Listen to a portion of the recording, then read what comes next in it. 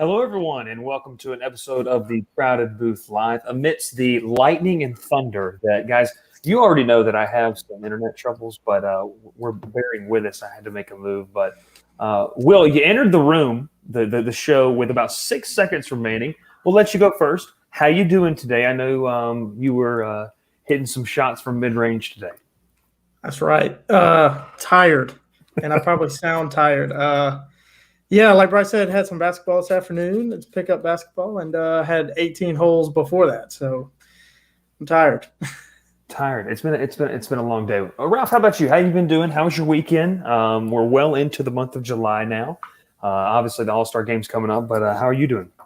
I've been doing great. Been trying to hoops games every weekend. It feels like, and just been enjoying the sound of Bryce Kuhn on the radio, even when I'm there. Oh, okay. All right. There you go. Beautiful, beautiful, beautiful stuff. Well, listen, we're excited for everyone to be here on a fantastic Monday afternoon. I say fantastic, and for Braves fans, it is a very dark day, I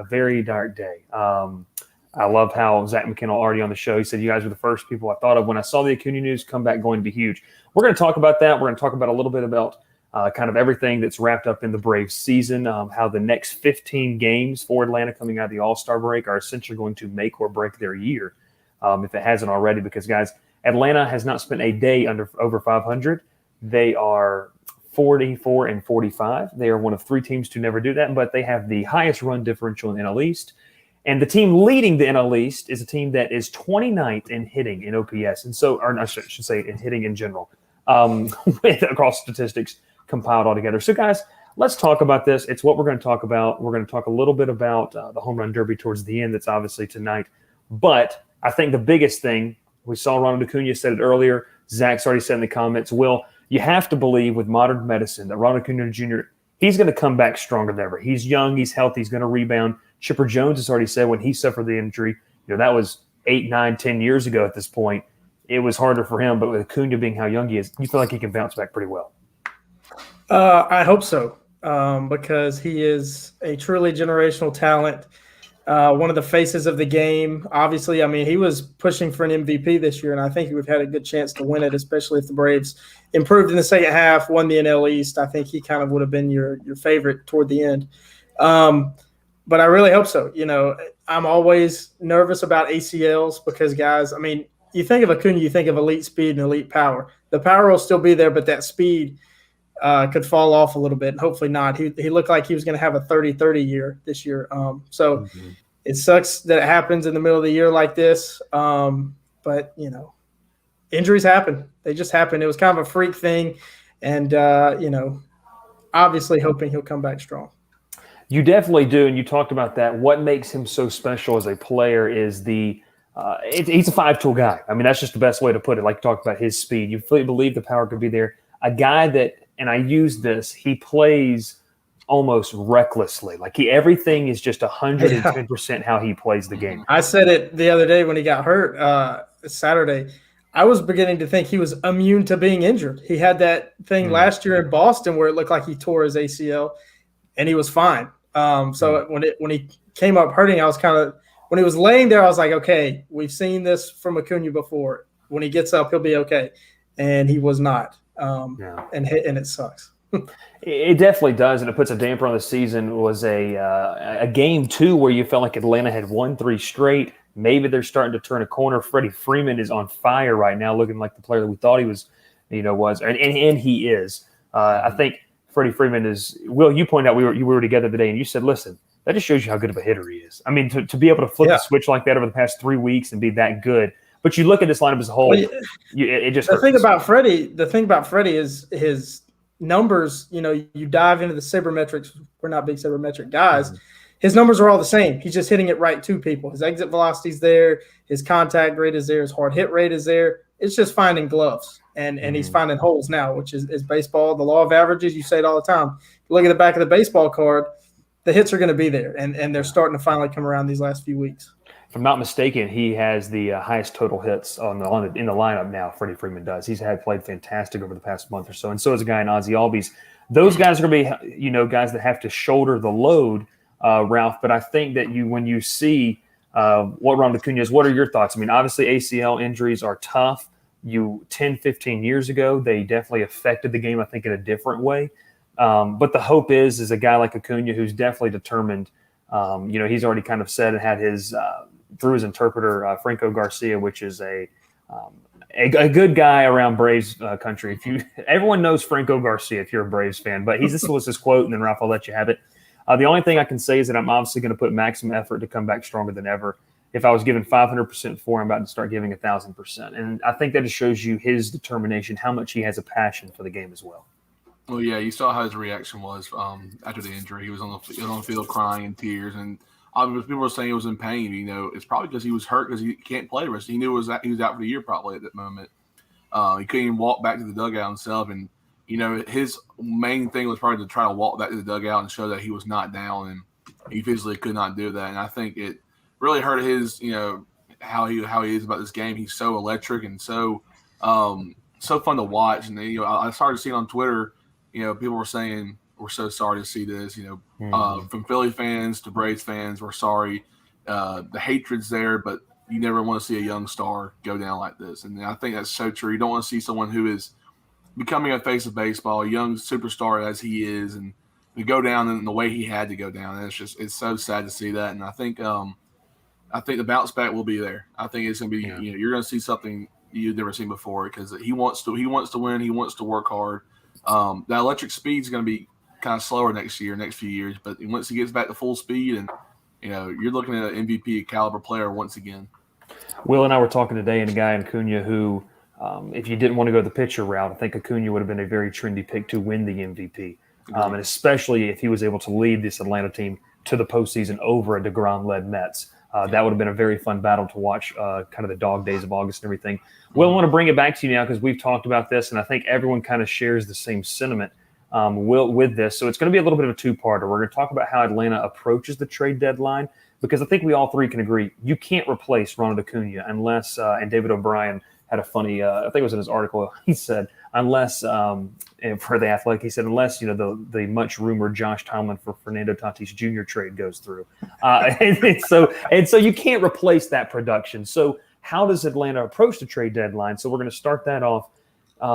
But the big thing is that the season's going to be decided in the next 15 games. You have the Rays and Padres back to back, and that's really going to be huge. Phillies, Mets, Nationals all coming to town. So starting off with this, we've kind of talked about this, but I want the fans to know as well. Will, how would you approach the trade deadline? Because I think we've talked about it, but I want you to kind of express how you believe, because I know there's one guy, Mr. 763, that you would not mind seeing don the Atlanta uniform.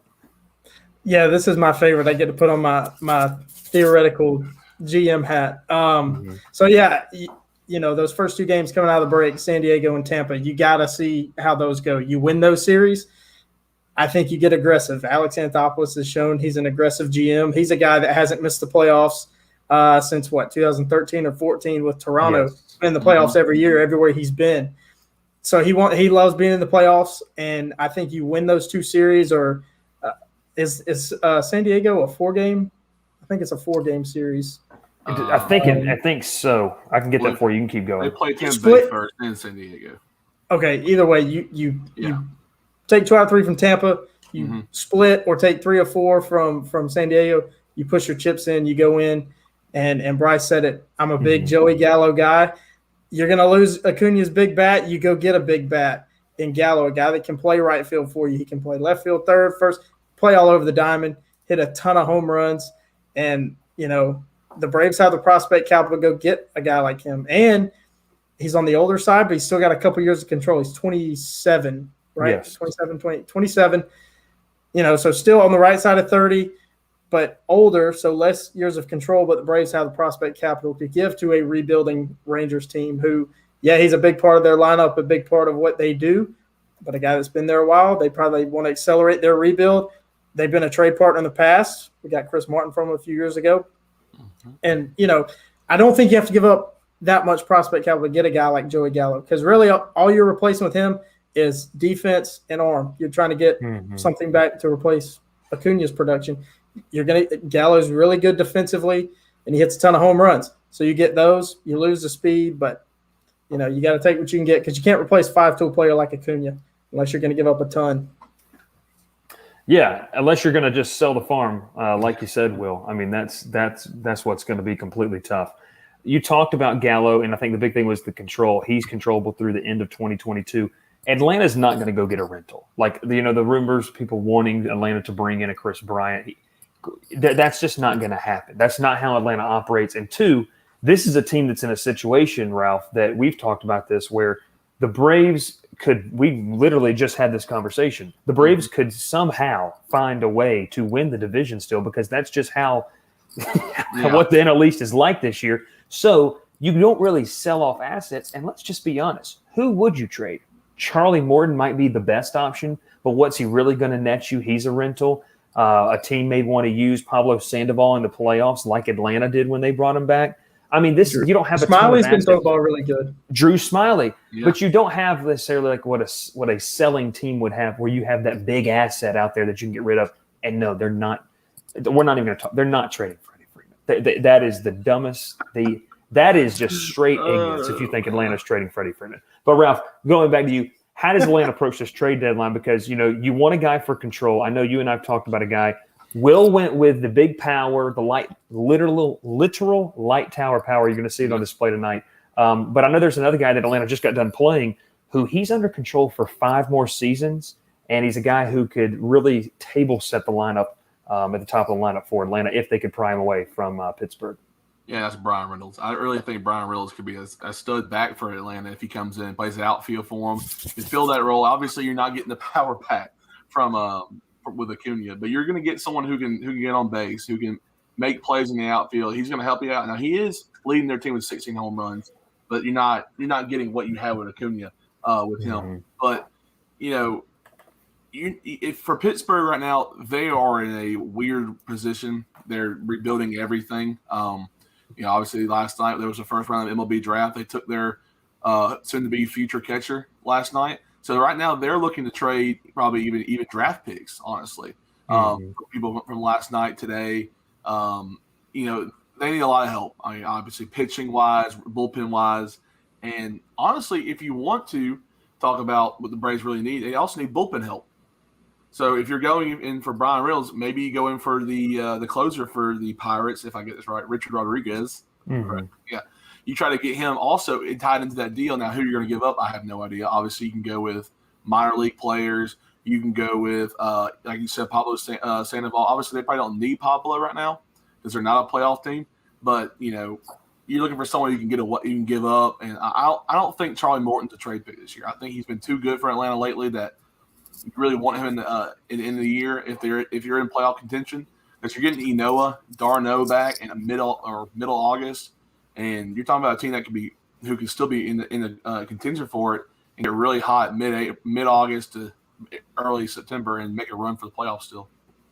Yeah, you're exactly right in the fact, and both of you guys are right. In fact, you got to have control. Atlanta's not going to go for a rental. This is not going to be a situation where they sell the farm for a rental. And you even talked about some trade pieces, like a guy like Kyle Wright that could benefit from a change of scenery, and another team might be eyeing him as someone that they feel like they could develop better. I know Lucas Sims felt like that when he left Atlanta and went to Cincinnati. But really, and both of these guys hit the nail on the head. Brian Reynolds, Joey Gallo, 2 different types of players, but they provide a spark in a different way in the lineup. You get more power, obviously, with Gallo.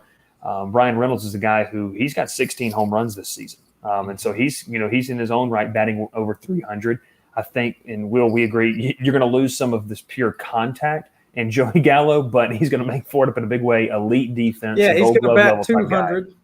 He's going to bat 200, but he's going to hit 40 bombs. What more do you want? Yeah. And so I think he'll throw some guys out at home with his 90-mile-an-hour fastball from right field. What more do you want? Exactly.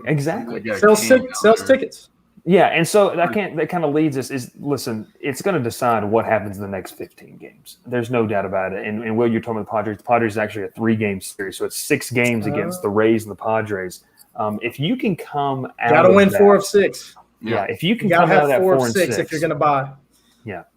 But see, I don't think that Atlanta would necessarily. I mean, you can't be a real seller. Like to me, they're either going to buy a piece that's controllable beyond this year, or they're just going to sit pat and roll with it.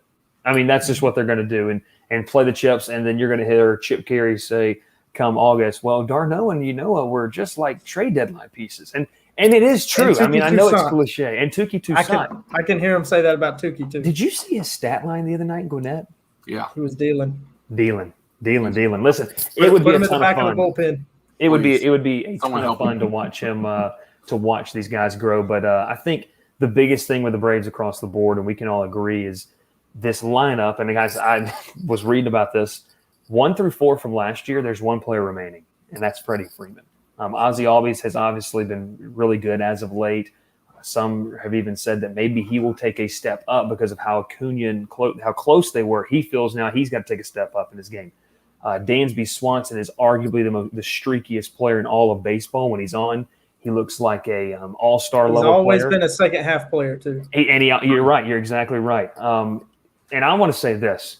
Ralph and I were at the first game that Guillermo Heredia made his Atlanta debut. And this is a guy in 2020, guys, was cut by the Pittsburgh Pirates. He comes in, and listen, this is a guy who sat around 270 all year, doesn't have a lot of pop, but he's made some fantastic plays for the Braves. He's won some games for Atlanta. He's done an admirable job of filling in. But the problem is now, back in April, you had Marcell in left, Pache in center, and Acuña in right. Well, now you have, and listen, in their own right, they're just not these level of players. You have Orlando Arcia, who's been a nice little pleasant surprise. He was 5 for his first 15 coming into Atlanta. You have Guillermo Heredia, and then you have A-Ray Adrianza. And so it's just one of those things where this season has just not gone the way of the Braves. I mean, it's just fantastic. It's just very easy to say that, and I think we could all agree. We can all agree that you don't even know what to say. It's just one thing after another. And then Ian Anderson has shoulder tightness. Things are looking up. Things are looking up. It can't. Yeah. The face of the Braves, the Panamanian Prince. He's back. He's back. Yeah, Yohan Camargo did get the call up. Don't look at his baseball reference page because you don't want to see his stats from this year from when he was up earlier. But he's a guy that needs everyday at bats. If he gets everyday at bats, I'll give you. He's tearing it up. He is tearing it up in AAA. There is no doubt about it. Absolutely. Let him play 81 games the second half of the year. Does he have 6? However many games are left this year. However many games are left. Is he 0 for 16 this year? At the major league level, yes. Oh, I think they're all pinch hits. They are. I don't think he started a game all year. I don't think he has started either. But he still has about the third best swag on the team. We'll give him that. I think he has to go up to 2. Look, yes. Oh, yeah. Okay. Well, 16 at bats. He does have six strikeouts. So, I mean, you gotta look at the plus sides here somewhere. It's not bad. Look at the pluses here. We gotta be positive, guys. We got to be a little more positive, obviously, but like you said, it can only go up from here, hopefully. Ian Anderson was taken out in the third inning of yesterday's contest because he had shoulder tightness. It was a preliminary thing, and so it's one thing after another for Atlanta. Hey, we're going to go to commercial. When we come back, we're going to do a run-through. We're going to go matchup by matchup of the Home Run Derby. Obviously, tonight it's going to be a lot of fun. See some balls fly to Coors Field. We wish it was Truist Park, but that's another podcast topic for another day. So we'll talk about that when we come back. Cook's Place began serving our signature hot dogs in 1985 from a cart on Broadway. We still serve the best hot dogs and scrambled dogs in town at the corner of Moon and Miller Road and at the landings. Our friendly staff won't let you leave hungry. Come in and eat to the beat with our 50s jukebox. Cook's Place, fast service, great people, awesome food. What are you waiting for? All right, guys, we're back here in the Crowded Booth live on a Monday evening. The Home Run Derby is tonight, so there's good things for you. We're going to pull up the bracket right here, guys. And we got it right here. Beautiful, the graphic right here. And so we're going to walk through Bryce Coon, Ralph Leary, and Will Madison in the credit booth. I want you to give your predictions, and I think, to me, it's pretty cut and dry, the 1-8 matchup. Juan Soto's fantastic, but Mr. Ohtani, I expect him to see him go. Ralph, we'll go with you. We'll go down in order. Ralph, who are you going with in the 1-8 matchup? Ohtani versus Juan Soto. I got Ohtani. I think he's been too good this year. Yeah. The guy, he rakes, absolutely rakes. Will, who are you rolling with in this one? Going Ohtani. Going chalk here.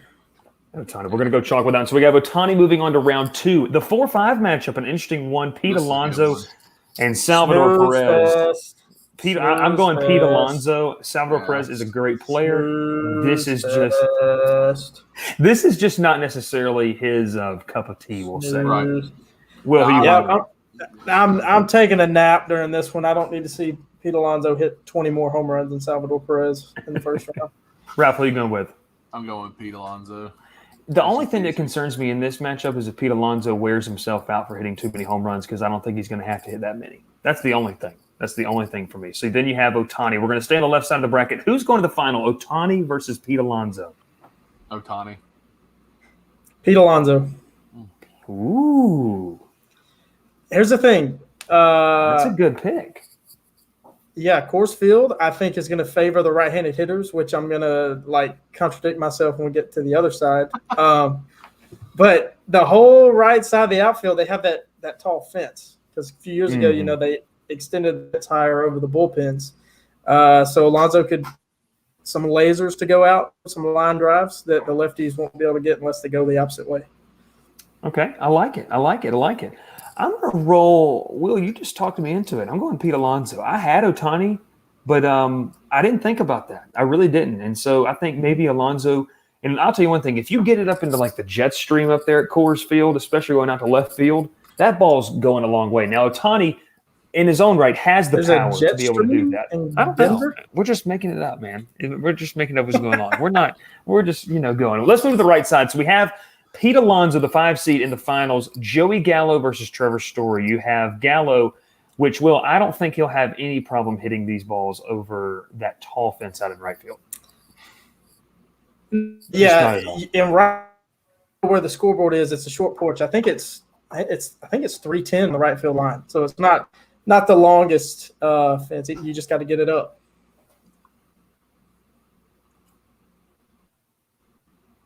Oh, you froze on me there for a second. Sorry about that. Ralph, you going as well with Joey Gallo? I like Joey Gallo, but people are saying it's Trevor Story's field, and it's easy for him. And he's also got Mike Redmond, who was Giancarlo Stanton's pitcher when he won it. Now, obviously there's that, but then I still think Joey Gallo's got more power. Yeah, I'm going Gallo as well. Story, listen, he's got great power. He's playing his home ballpark, but Gallo for me. Taking him to round 2. Matt Olson, Trey Mancini. Well, a big-time lefty power bat from Matt Olson. Mancini, the feel-good story.